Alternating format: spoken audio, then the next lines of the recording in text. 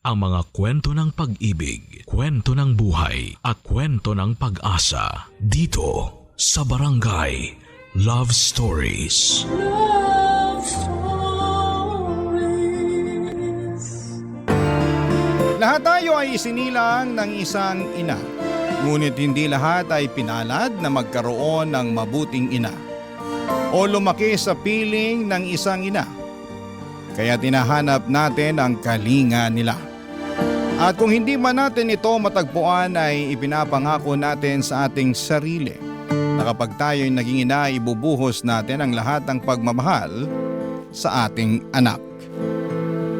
Ikaw kabarangay, naranasan mo na bang mag-mothering? Kahit sa isang anak, anakan lang.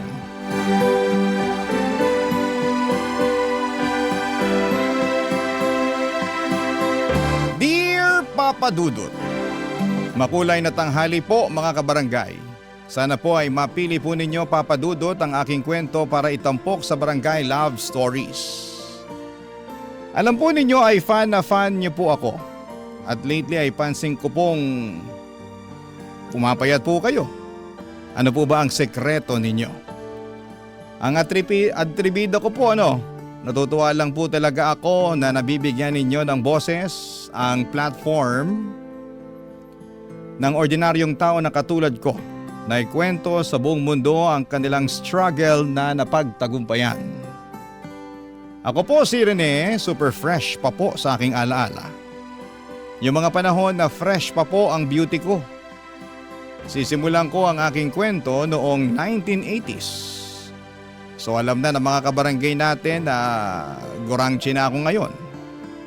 Pero doon tayo sa freshness. Noong mga panahon kasing yon ay sobrang tabu pa po ang pagiging out and loud ng mga bakla. Kaya karamihan sa mga kabaklaan society ay kloseta. Paminta ang aura. Ganon din ako. Pinipilit kong maging pamen pero hindi talaga kaya ng powers ko na pigilan ang totoo kong pagkatao. Para kung bulkang gustong sumabog at ipagsigawan sa lahat na maganda ako. At gawa ako ng Diyos. Mahal niya ako kasi binigyan niya ako ng talino at face card. Bakit ko nasabi? Kasi consistent ang honor ko nung estudyante pa lamang ako, Papa Dudut. At tuwing fiesta ay kinukuha akong escort ng reyna-reynahan na paeksena kasi cute daw ako. Hindi nila alam na ang bet ko ay ang maging isang reyna. Proud ang parents ko sa utak ko pero ang motherland ko alam na alam niya na hindi lalaki ang uniko iho niya. Isa po akong magandang prinsesa na gustong magkajowa ng isang gwapong Prince Charming. Kaya galit si nanay sa akin, wala daw siyang anak na bakla. Nakakahiya, hindi ako makaakyat sa langit. Pero paano ba akyatin ang langit, Papa Dudut? Pinipigilan ko kung sino talaga ako. Kalimutan yung maging masaya para sa sarili ko. At hindi ko na lang titingnan ang crush kong si Enrique. Ganun ba yon, Papa Dudut? Sobrang gwapo po talaga ni Enrique.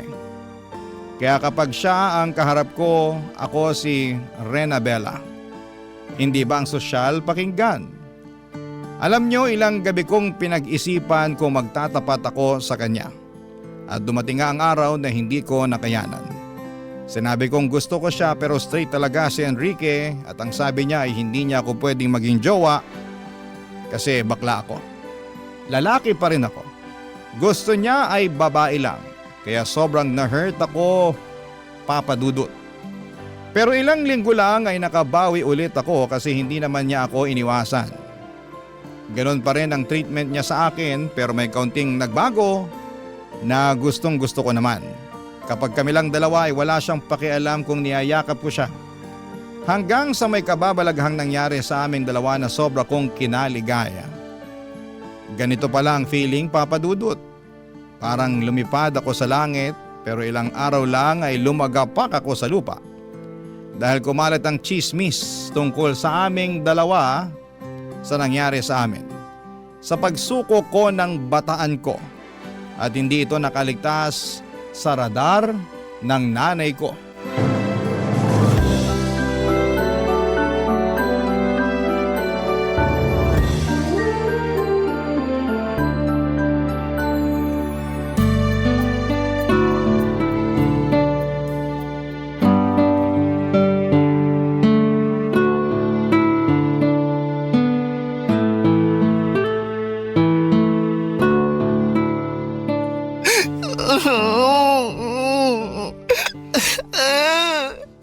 Nay, tama na po.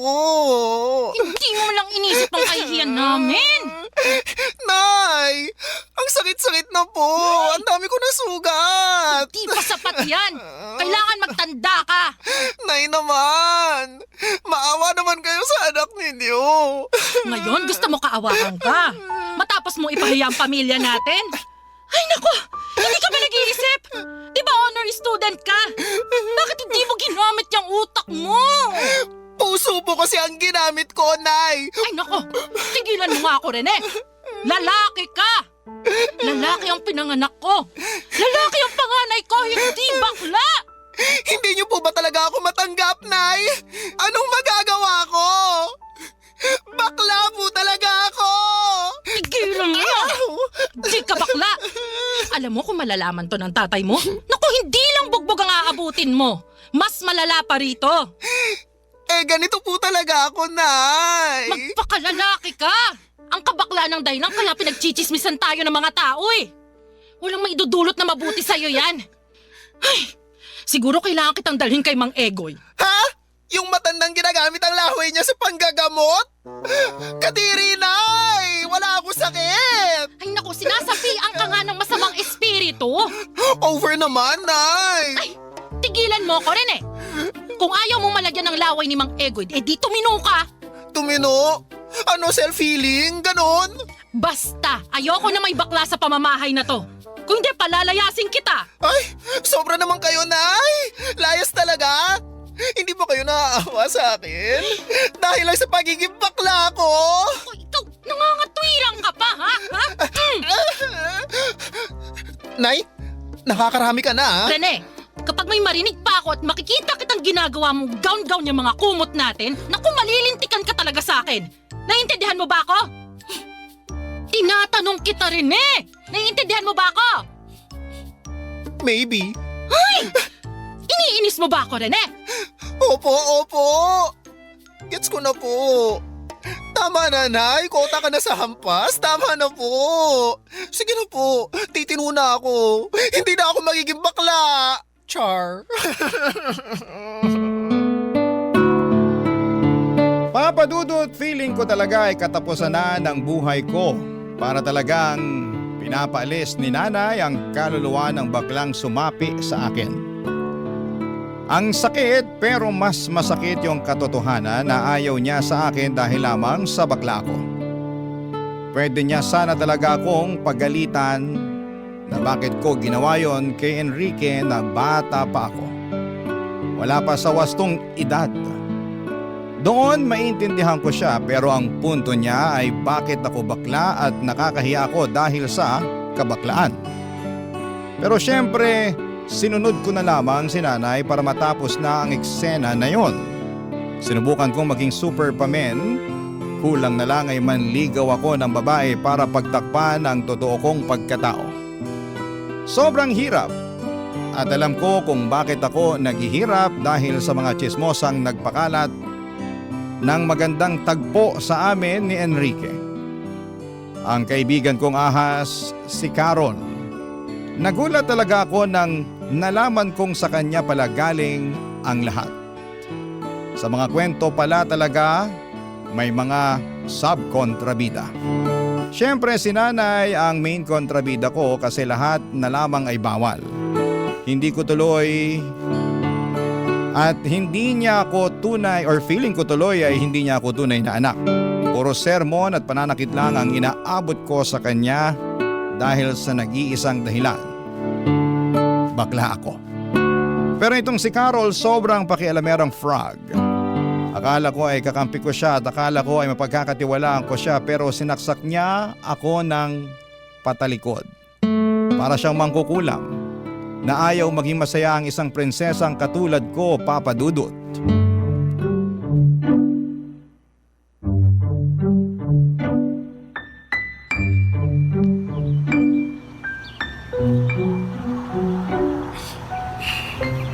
Carol, pwede ba tayong mag-usap?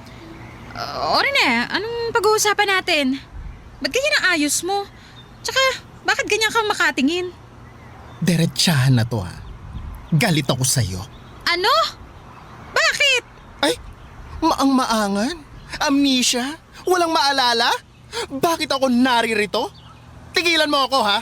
Eh, ano ba kasing ginawa ko sa'yo, ha? Bakit mo pinagkalat? Bakit mo sinabi sa ibang tao yung tungkol sa amin ni Enrique? Ano? Napipi ka ba? Nakita mo ba yung mga pasa ko? Yung mga sugat ko? Yung iba tingnan mo, hindi pa naghilom. Binugbog ako ng nanay ko dahil sa kagagawan mo. Eh, hindi ko na kasalanan yan.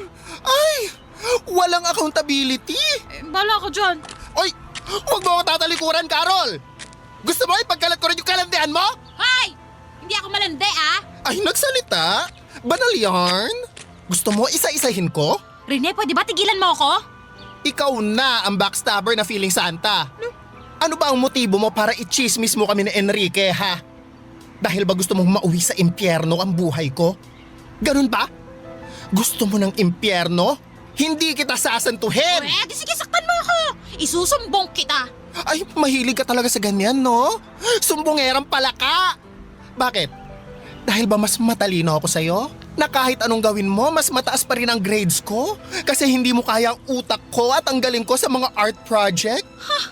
Alam mo, nakakaawa ka kasi hindi ka lumalaban ng patas. Oo na.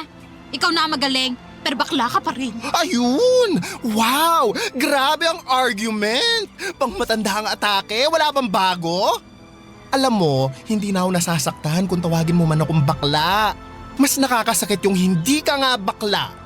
Pero isip bata ka naman. Bakit pa ba kita naging kaibigan?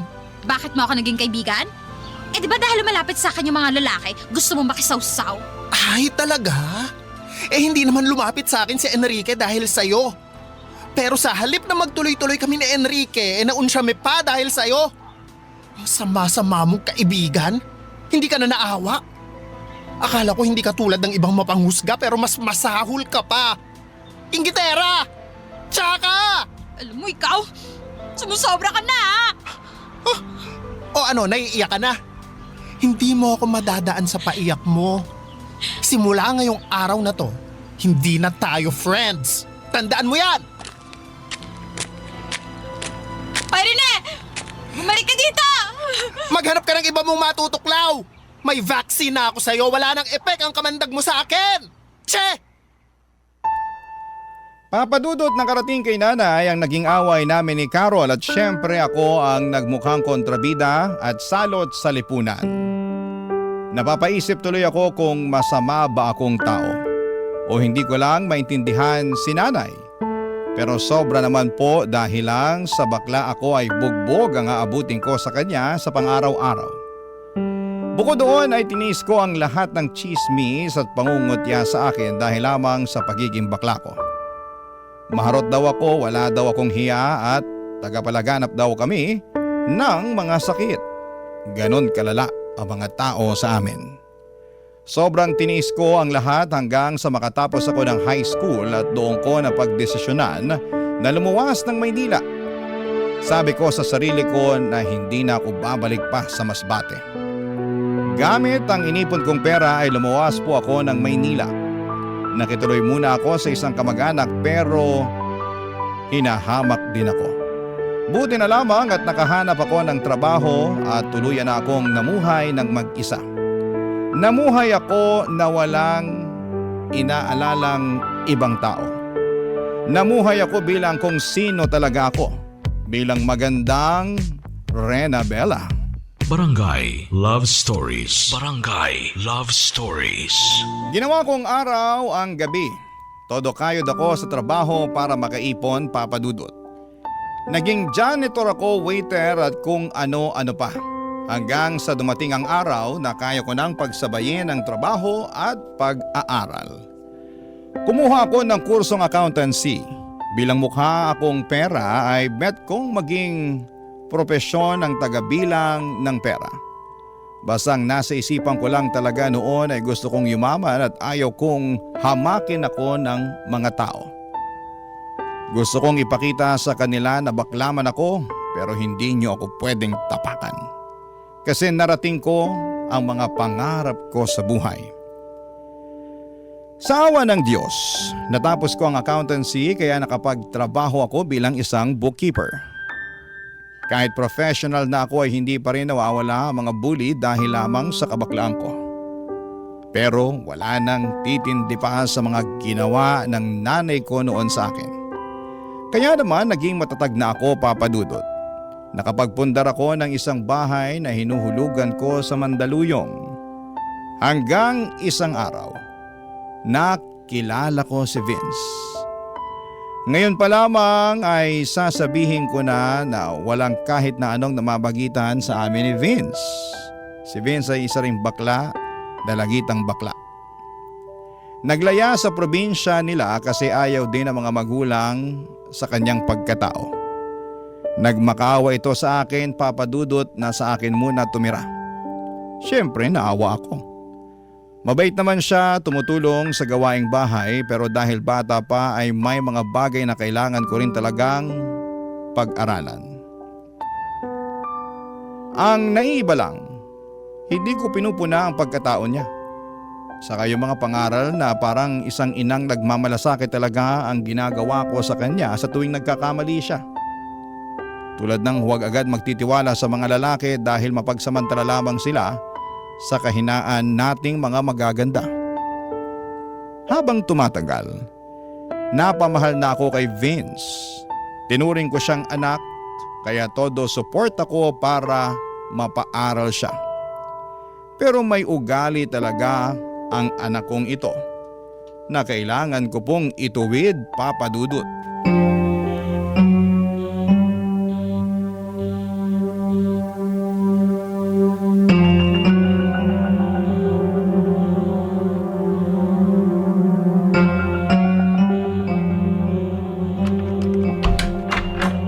Anong ginagawa mo? Nangungupit ka? Mother, Vince, bakit mo to ginagawa? Sagutin mo ko. Hindi pa ba sapat ang ginagawa ko sa'yo para ganituhin mo ako? Pinagnanakawan mo ako ng pera? sorry mother. Ilang beses mo na tong ginawa, ha? Kaya pala nawawalan ako ng pera dahil ninanakawan mo ako? Eh tayong dalawa lang dito sa bahay. Pinapaniwala ko lang ang sarili ko na baka mali lang ako. Pero ngayon, nakita kita sa akto. Mother, sorry. Palalayasin mo na ba ako? Hoy Vince, huwag mo akong idaan sa paawa. Hindi ko sinabing palalayasin kita. Pero bakit ka nangungupit? Hihiya po kasi ako sa inyo eh. Gusto ko po sanang manood ng concert. Vince naman. Sorry po talaga, Mother. Sana sinabi mo na lang sa akin. Nahihiya po kasi ako eh. Hindi naman po basic needs yun eh. Pinaaral mo na nga po ako eh. Pinapakain. Tinuturi na parang anak mo. Kaya parang kalabisan po kung hihingi pa po ako sa inyo. Eh ang pagnanakaw. Hindi ba mas kalabisan yon? Mother, sorry po talaga. Mabuti na lang at nalaman ko ng maaga. Paano kung masanay ka na? Magiging normal na lang sa'yo ang magnakaw. Gawin mo ang madaling paraan para makuha ang gusto mo. Kung tinuturing mo akong totoong mother, hindi ka gagawa ng kalabisan na katulad nito. Mali po ako. Mali po talaga yung ginawa ko. Huwag na huwag mong ugaliing maging sinungaling at magnanakaw, Vince, ha? Oo, bakla tayo. Pero hindi tayo sinungaling at magnanakaw. Hindi ako nahihiya sa pagiging bakla ko. Ang dapat mahiya yung nagnakaw at nuknukan ng sinungaling. Mother, pasensya na po. Sorry po talaga. Aalis na lang po ako. O aber kung aalis ka, saan ka naman pupunta? Maghahanap po siguro ng trabaho. Hindi ko po alam. Hindi, huwag kang umalis. Po? Ipangako mo sa akin at sa sarili mo na hindi mo na uulitin pa to. Masama ang manloko ng kapwa. Masama ang maging buhaya. Ayaw kong magpalaki ng buhaya.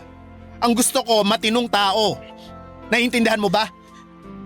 Mother, ang bait-bait niyo pa rin po sa akin kahit ganun na po yung ginawa ko sa inyo. Paprangkahin na kita, ha? Red flag talaga ang ginawa mo pero napamahal ka na sa akin eh. At gusto kong intindihin ka at gabayan para maging mabuting tao ka. Ha? Yes, Mother. Magiging mabuting tao po ako. Huwag lang sa salita, ha? Gawin mo, Vince. Gawin mo! Yes, Mother Renabella. Ay! Go, Vina! Hindi pwedeng buwakelya ang baklush na pretty!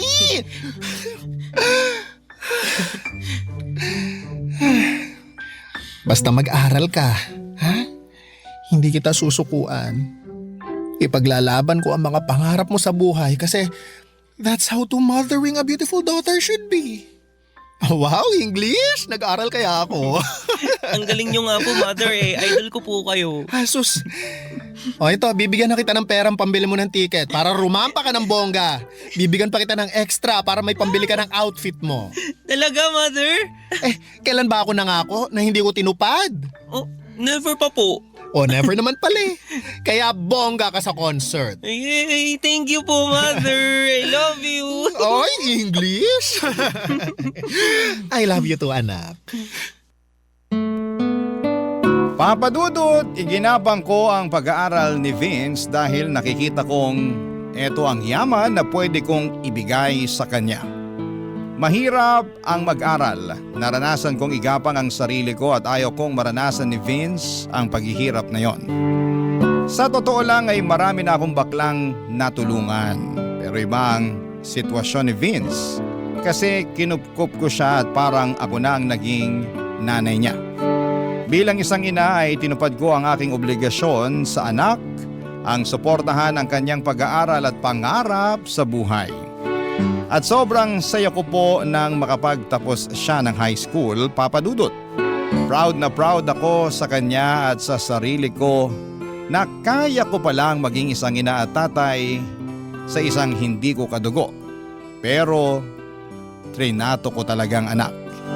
Siyempre may mga lalaki din naman ako kaya may mga masasayang araw din ang puso at katawang lupa ko. Pero iba rin talaga nang dumating si Vince, Papa Dudut. Nabihag niya ang puso ko nang biglang magpakita itong si Andrew sa akin. Sa bahay ko na tumira itong si Andrew, may mother at father na itong si Vince na anak-anakan ko. At tuwing umuwi si Vince galing sa school, sa college ay parang perfect family talaga kaming tatlo. Ang saya-saya ko po, Papa Dudut, pero may ginawa si Andrew na red flag sa akin.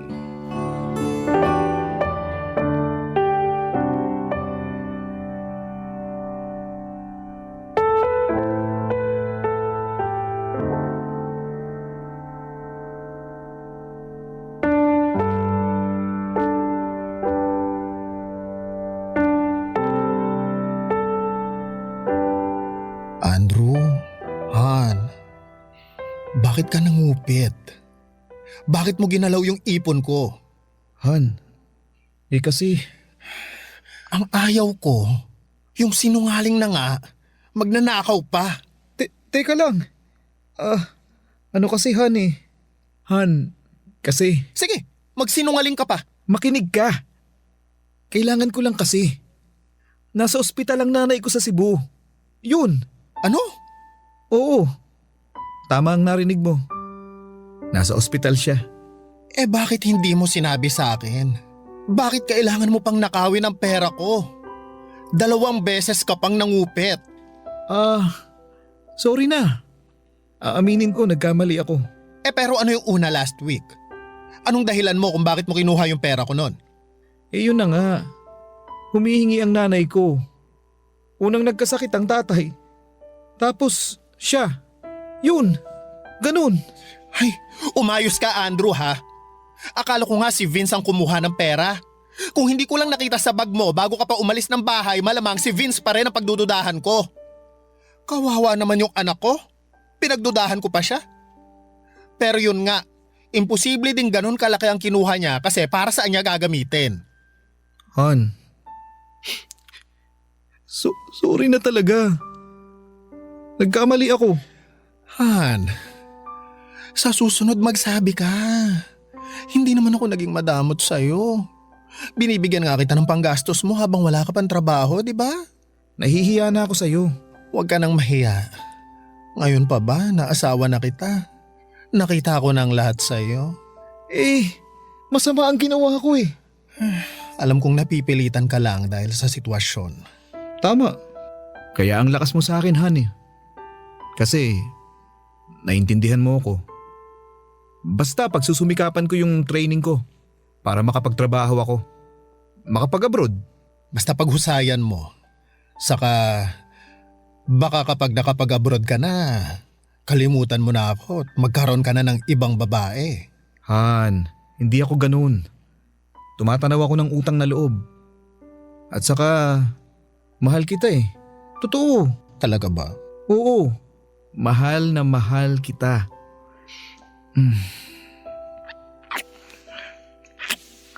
Ay, Han, hindi ko kayang mawala ka sa piling ko.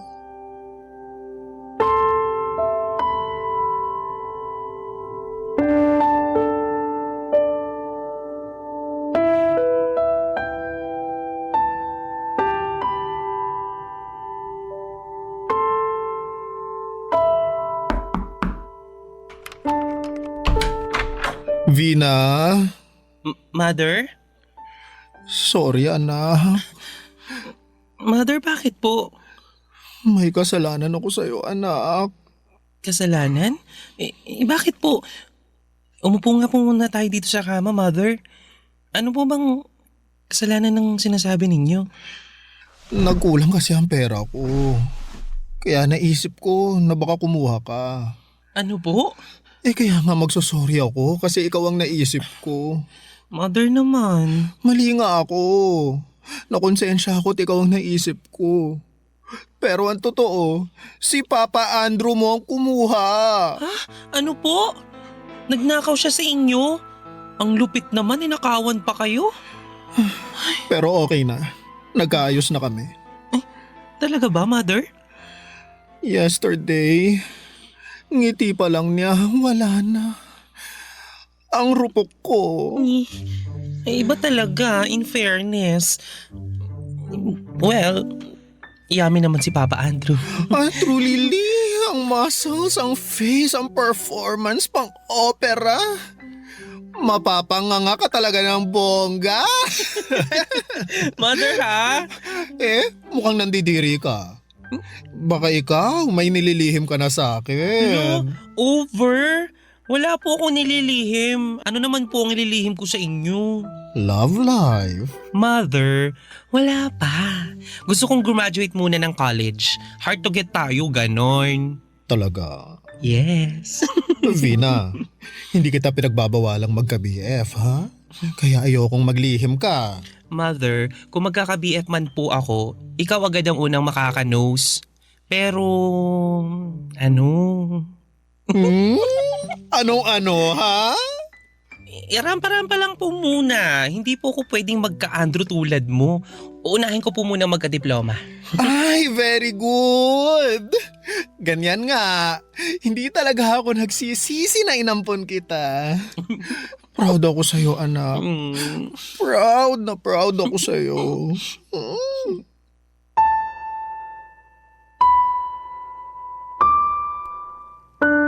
Papadudod, sobrang panatag ng loob ko sa aking mag-ama. Sobrang saya namin sa bahay at feeling ko talaga ay perfect na ang lahat. Naayos ko na yung pinakaayaw ko sa tao, yung magnanakaw at sinungaling. Pero pansin ko ay hindi na pera ang nawawala sa bahay, pati mga gamit.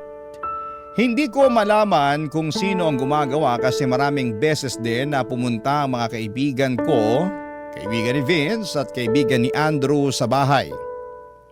Baka nasalisi lamang kami.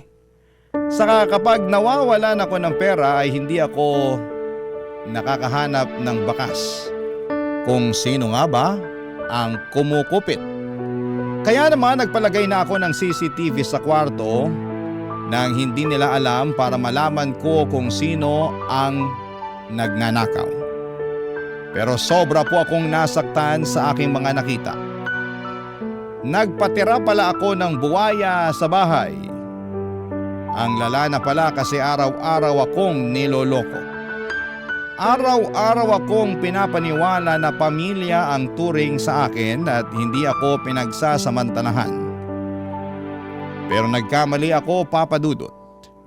May mga bagay siguro na hindi mo talaga hawak. At darating na lamang ito at magdadala ng sakit sa puso mo. Akala ko talaga na magiging maayos na kaming tatlo. Na parang ang bahay-bahayan naming laro ay totohanan na. Pero hanggang laro lang pala talaga ang lahat. At tulad ng mga laro ay may talo. Mukhang talo ako dito, Papa Dudut. Barangay Love Stories. Barangay Love Stories. Papa Dudut, kailangan kong magpakatatag at lumaban pa rin. Marami na akong pinagdaanan para hindi ko kayanin ang dagok na ito sa buhay ko. Isang kagimbal-gimbal ang nalaman ko. Nangungupit pa rin si Andrew ng pera at huling-huli ko ito sa CCTV. Ang niyayakap ko pala tuwing gabi ay isang kawatan at sinungaling. Kung titignan ay mabait naman si Andrew sa akin. Nabibigay niya ang pangangailangan ng katawang lupa ko. Nilalambing niya ako, niyayakap at naiisip ko na ganito talaga siguro kapag bakla. May mga lalaking talagang mapagsamantala at ginagamit ang kahinaan namin. Ilang araw din akong hindi nakatulog. Hindi ko siya makumpronta kasi ayaw kong mawala siya sa akin. Nasanay na ako na siya lang ang lalaki sa buhay ko. Kaya hinahayaan ko na lamang. Papa Dudu, tuwing pumapasok ako sa trabaho ay napapanood ko sa app ko sa phone ko ang kuha ng CCTV. Dito na ako nagtataka kasi bakit pumapasok si Andrew sa kwarto ng anak ko. Nagnanakaw din ba siya? Hanggang sa iba na ang kutob ko. Pinalagyan ko na rin ng CCTV ang kwarto ni Vince. Hindi nila alam na may CCTV na pala ang loob ng bahay. Doon ko nalaman na may relasyon ang dalawa. Kaya nung nakita ko sa akto ang ginagawa nila ay dali-dali akong umuwi ng bahay para mahuli silang dalawa, Papa Dudut.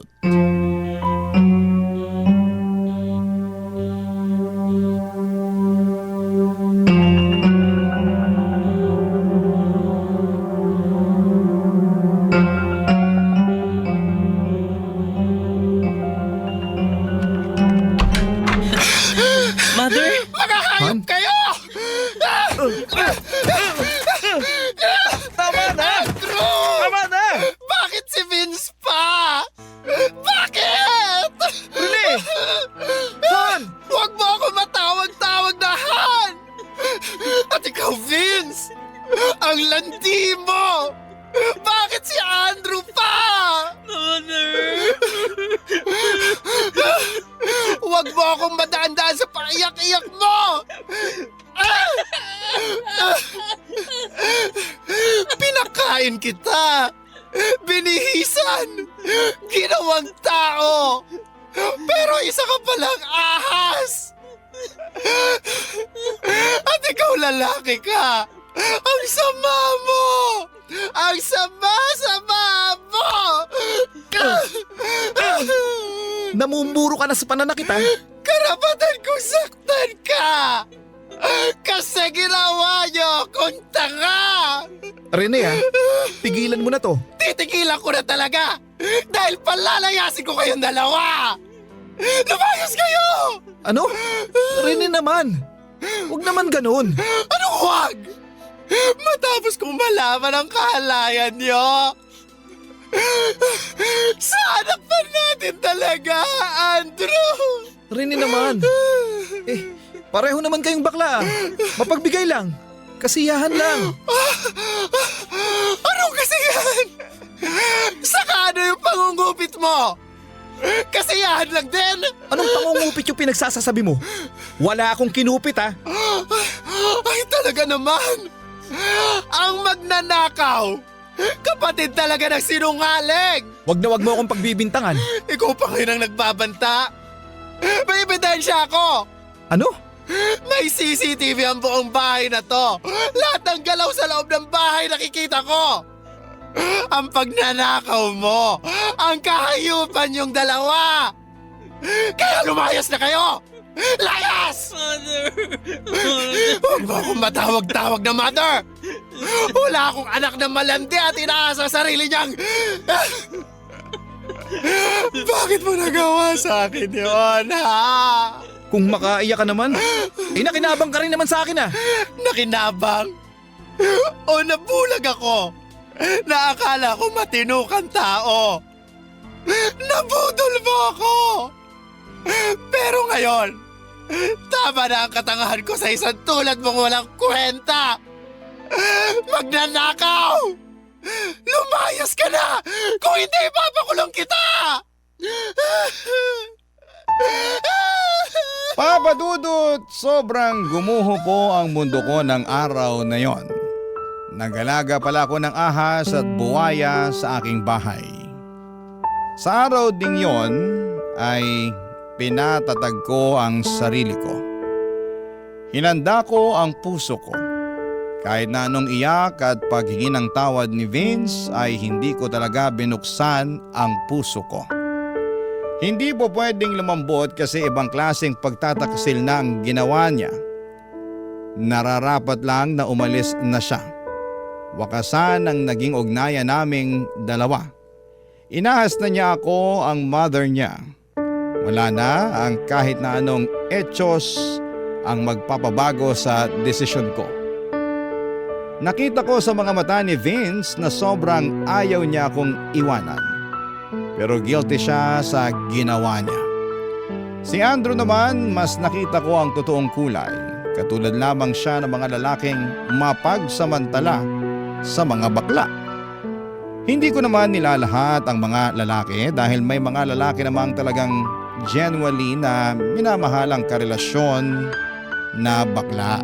Siguro hindi lang po ako pinalad. Naging tahimik ang bahay, wala nang Andrew at wala na ring Vince na nagchuchuk-tsakan kapag nakatalikod ako. Sa totoo lang, na-miss ko po si Vince.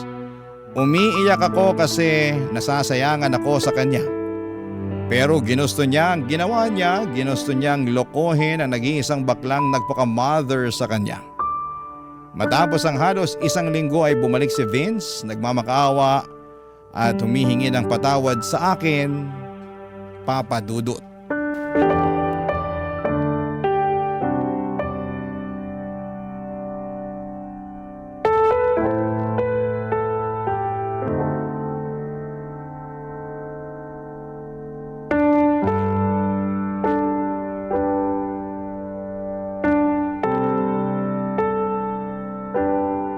Maupo ka sa sala.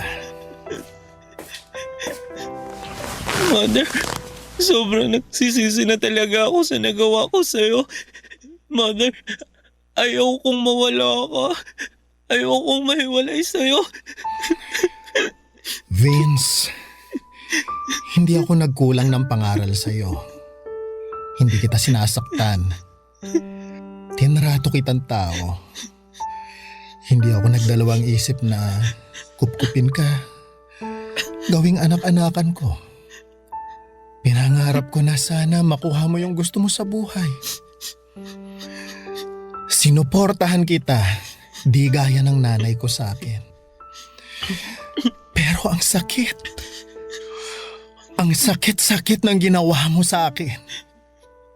Alam ko naman po sobrang sama ng nagawa ko po sa inyo, Mother. Nagsisisi na po talaga ako. Naaalala mo dati, yung pangungupit mo ng pera. Pinangaralan kita. Sabi ko sa'yo ang magnanakaw, isang malaking sinungaling. Akala ko napatino kita. Nakaka-frustrate na hindi pa rin pala. Hindi lang pera ang ninakaw mo, kundi ang relasyon ko sa isang lalaking wala namang kwenta. Pero salamat na rin sa'yo at natauhan ako sa Andrew na yon. Hindi na ako nabulag sa papandesal niya. Mother, patawad po. Hindi ko na po gagawin sa'yo yung ganun. Magpapakatino na po ako. Gusto ko po kasing makasama kayo sa pagtupad ng mga pangarap ko eh. Vince, I'm sorry. Buo na ang desisyon ko. Naaalala mo?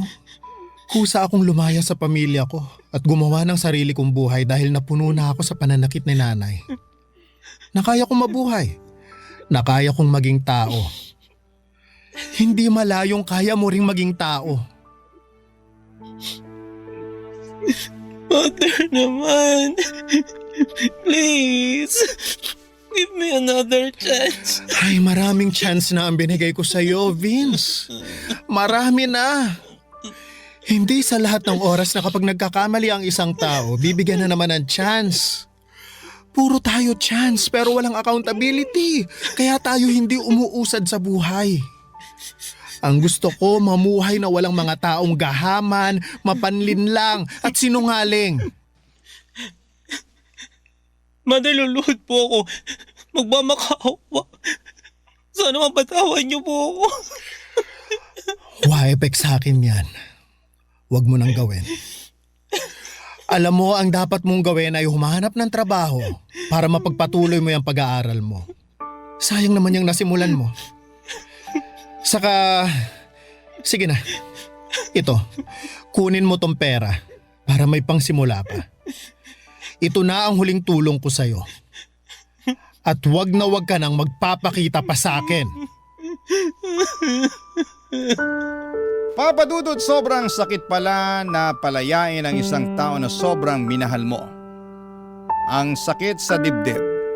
Parang sinasaksak ang puso ko nang makita ko si Vince na bitbit ang ibang gamit paalis ng bahay. Nang sinarado ko ang pintuan, yun ang oras na kailangan kong kalimutan ang anak-anakan ko. Mahirap pero kailangan kong gawin. Sa ngayon, Papa Dudut, ay mag-isa na lamang po ako. Wala ng Andrew, wala ng Vince sa buhay ko. Pero natutunan ko na rin na hindi pala sukatan ng pagmamahal ang pagtitiis sa sakit at kasinungalingan. May mga kaibigan naman akong nananatili at doon ko nahanap ang lakas na muli akong bumangon. Para sa akin, Papa Dudut, walang masama sa pagiging bakla. Hinding-hindi ko ikakahiya kung sino po ako. Pero mali ang magnakaw, mali ang manloko at mali ang magsinungaling sa taong nagmahal at nagtiwala sa iyo ng totoo. Doon ako labis na nasaktan, Papa Dudut. Doon ako natuto. Ngayon ay mas maingat na ako, mas matatag at mas pinipili ko na lamang ang mga taong karapat-dapat sa pagmamahal ko. Ang inyong kapuso at kabarangay forever, Rene, aka Rena Bella. Ako, gigil na gigil talaga ako sa nangyayari sa kwento natin. O ikaw, kabarangay, kumukulo rin ba dugo mo? Pwede kang mag-iwan ng comment sa ating comment section.